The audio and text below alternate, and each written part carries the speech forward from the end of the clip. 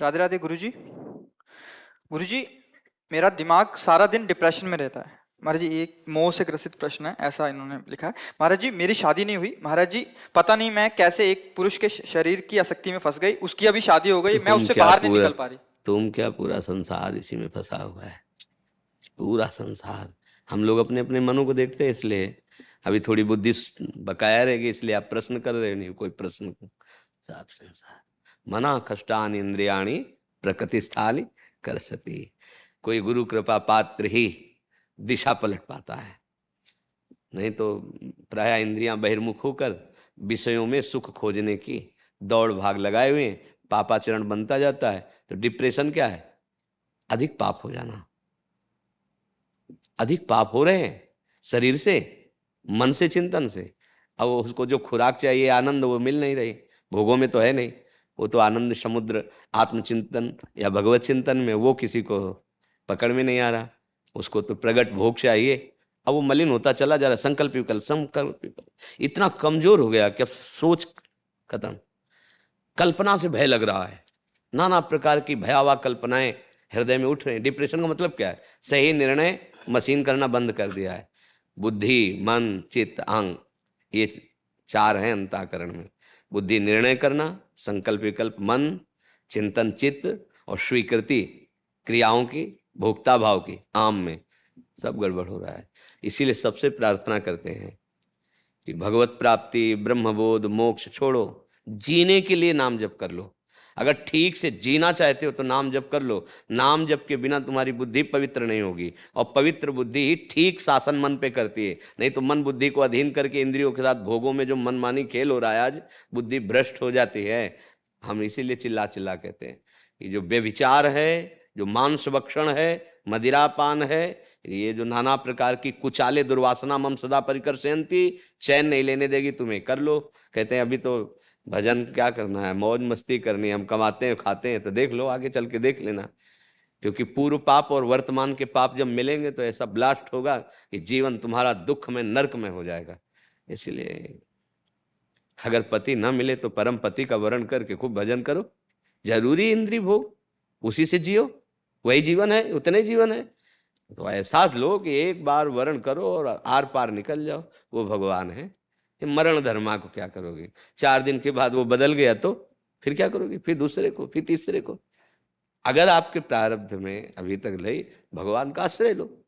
होगा भगवान किसी रूप में आकर संभाल लेंगे, उन्हीं का आश्रय। हमारे पास एक ही उत्तर है, भजन के बिना तुम्हारी दुर्गति, चिंता, शोक, भय, किसी की ताकत नहीं है, किसी के जंतुर में और किसी के नाना प्रकार के ड्रामे में। एकमात्र वारी मथे घृत होए बर सिकताते बर तेल, बिनु हरि भजन न भवतरी या सिद्धांत अपेल। अगर भजन नहीं करोगे तो दुखों का नाश करने की सामर्थ्य किसी में भी नहीं है। अगर दुखों के नाश करने की सामर्थ्य होती तो ऐसे ऐसे करुणा में महात्मा के संकल्प से विश्व को सुखी कर देते। पर जब तक आप भजन नहीं करोगे, बुद्धि आप नहीं समर्पित करोगे भगवान में, तब तक महात्मा सामर्थ्यशाली होते हुए भी कुछ नहीं कर सकते।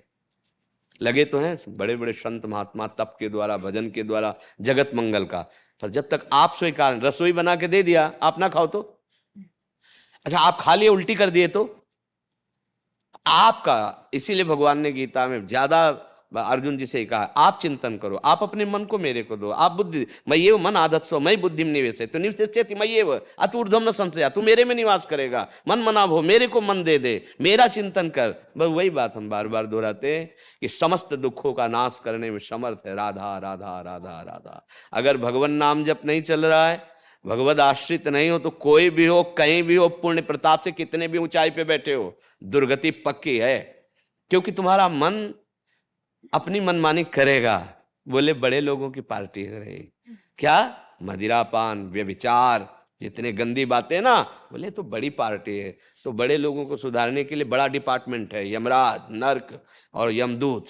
वो बड़ी पार्टी आएगी आपका स्वागत करने के लिए। किसी की ताकत नहीं त्रिभुवन में, तुम्हारा रुपया, पैसा, पद, अधिकार, कोई भी घोष नहीं चलेगी। और वो देह मिलेगी जिसमें मरोगे नहीं। ये देह तो मर भी जाती है, वो यातना देह मृत्यु को प्राप्त नहीं होती। चाहे आग में डाल दिया गया तो जितने वर्ष भुनना, भुनते रहोगे, मरोगे नहीं। बचो, नरक की यंत्रणाओं से बचने के लिए हरिनाम गरज रहा है। भगवान नाम जप करो, भगवान नाम कीर्तन करो, ये गंदी बातें मत करो। शराब पीना, व्यभिचार करना, मांस खाना, चोरी करना, हिंसा करना, ये दुर्गति मिटाने के लिए मनुष्य शरीर मिला है, दुर्गति बढ़ाने के लिए नहीं। हमारी तो यही एक प्रार्थना रहती है कि तुम संभल जाओ, बस तुम्हें कोई दुखी नहीं कर सकता, और तुम्हारी बुद्धि ठीक नहीं तो कोई नहीं। नाम जप नहीं करोगे तो कोल का होके सुख दुख कर दाता, निजकृत कर्म भोग सुन भ्राता, भोगना पड़ेगा। कर्म बड़ा बलवान है, बहुत प्रबल है कर्म, उसको नष्ट कर सकता तो महाबलवान भगवत चिंतन, भगवान नाम। दूसरा कोई है, मतलब आप जैसे दान पुण्य करो तो शुभ हो गया, जो पाप की हो अशुभ हो गया, दोनों अलग अलग हैं। ये थोड़ी कि तुम्हारा शुभ लद जाएगा अशुभ को नष्ट कर देगा, नहीं। नाम ऐसा है, शुभ और अशुभ दोनों को मिटाकर जीवन मुक्तता की अवस्था ले आवे। हाँ, वो परम सुख प्रदान करने वाला। मान जाओ, भी मान जाओ, कोई भी हो, गंदे आचरण बंद करो, जितना बन सके उतना नाम जप करो, और अच्छे आचरण करो। मनुष्य जीवन मिला, अच्छा आहार करो, अच्छे विचारवान बनो, दूसरों को सुख पहुंचाने वाले बनो, अभी शांति आ जाएगी। डिप्रेशन का मतलब क्या है? पापाचरण, सीधी बात। शोक, चिंता, भय, अशांति, ये उसी के हृदय में बढ़ेंगे जो भगवान से विमुख है। जो भगवान के सन्मुख है वो निर्भय होता है, निश्चिंत होता है, निशोक होता है। किसी भी मार्ग से चलो, जिसे हम भक्ति में भगवान कहते हैं, योग में उसे परमात्मा कहते हैं, ज्ञान में उसे ब्रह्म कहते हैं, वही है। उसी के पर्यायवाची सब है, ब्रह्म को, परमात्मा को, ईश्वर को, भगवान को, लाड़िले प्यारे दुलारे, कुछ भी वही है, उनके सिवा नहीं है। एक नाम पकड़ लो किसी का। हमारे भगवान के विविध नाम हैं, विविध रूप हैं, या गुरु प्रदत्त नाम मन, और अच्छे से जीवन व्यतीत करो तो बढ़िया रहेगा। जरूरी नहीं कि हमको किसी पुरुष का आश्रय लेना ही पड़े। परम पुरुष का क्यों आश्रय नहीं ले? जब हमें आश्रय ही लेना तो पुरुषोत्तम का क्यों आश्रय न ले, भगवान का आश्रय ले ले। तुम हो एक गोचर सबके प्राणपति। सब बस यही समझ में आना।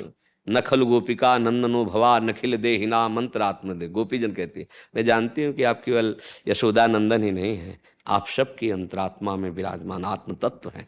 नखल गोपिका नंदनो भवा नखिल देहिना, वो बस समझ आ जाए। संत समागम का मतलब होता है समझ ठीक होना। संतों का आशीर्वाद होता है तुम्हारी बुद्धि भगवान के सन्मुख हो जाए। सन्मुख होए जीव में जब ही जन्म कोट यज्ञनाश होता है। भगवान की शरणागति, भगवान की सन्मुखता बिना संतों की कृपा के नहीं होती। साधु समागम मिला तो मतलब भगवत कृपा हो गई। अब मोहि भा भरोस हनुमंता बिनु। और जब संत मिले तब भगवत कृपा का परिचय हो जाता है।